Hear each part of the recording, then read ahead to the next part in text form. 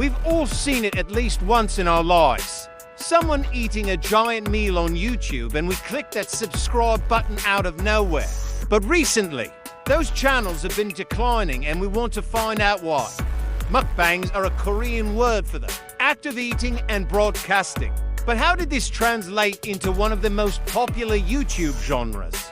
Well, in 2010, YouTube introduced live streaming, and while it didn't immediately take off, people found that they could make money from views, even from just eating. In 2012, the very first mukbang channel was born. The genre quickly took over Korea and then spread across Asia and eventually made its way to the West. American YouTuber Ophelia became one of the first Westerners to try out the genre and gained a massive following for her mukbangs and ASMR content. The concept is quite simple. A person sits in front of a camera and eats a giant meal while making small talk, while the format remained relatively the same throughout the years. Some YouTubers added their own twists to keep their content fresh and exciting. For example, some mukbangs incorporated challenges or food history facts. Others took the mukbang on the go, traveling to famous restaurants and trying out different cuisines. Some YouTubers even went as far as dressing up as characters while they ate. But regardless of how creative these YouTubers got, there was one thing that remained constant: the massive amount of food.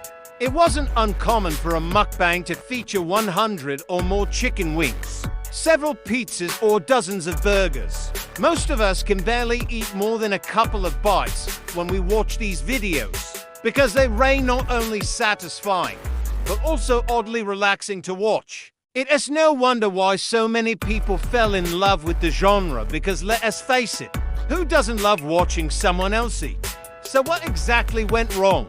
Well, as the genre grew in popularity, so did the competition. More and more creators started making mukbangs, and it was getting harder and harder to stand out.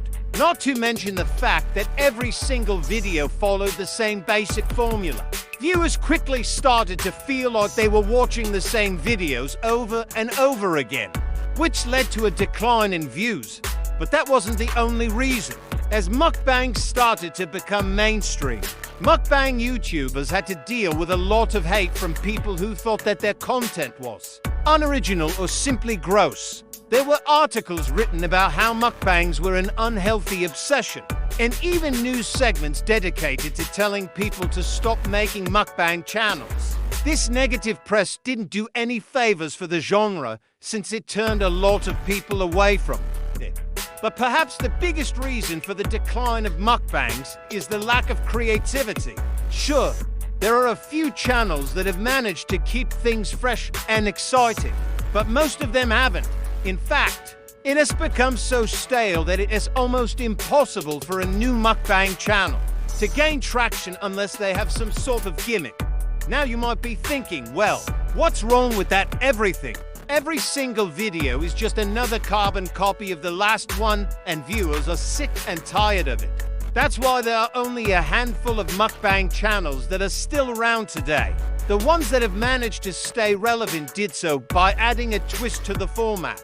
They incorporated other genres like gaming or beauty, whereas others focused on creating a community rather than just making mukbang videos. So what does this mean for the future of mukbangs? Well, it's unlikely that they'll ever make a comeback in their current form. The genre has become too saturated and viewers are just not interested in watching the same videos over and over again. However, mukbangs will continue to exist in one form or another. After all, there's nothing wrong with the format. It's just become stale. But if YouTubers are willing to shake things up, then maybe, just maybe, mukbangs can make a comeback. What do you think? Did you ever watch mukbangs? And if so, did you enjoy them? Let us know in the comments below. Now you need to watch. Is ASMR real? And if you want to read more about the history of ASMR, click that link right there.